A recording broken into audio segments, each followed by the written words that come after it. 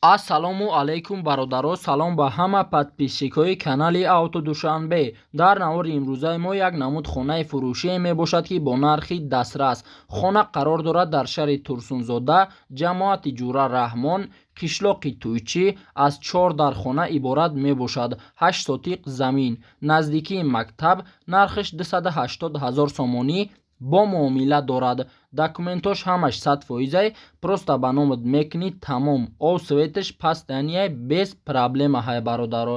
Ба рубли ҳозира гардонем 2 миллион 70 000 рубл мешавад. Ба доллари амрикоӣ гардонем 24 802 доллар мешавад бародаро. телефонҳо барои тамос дар рӯи экрани мо ва шумо. боқӣ дар паноҳи Аллоҳ бошед. Худованд ҳамаи шуморо нигаҳбон бошад.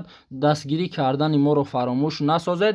дастгирӣ кардани шумо танҳо лайк мондан мебошад бародарони азиз.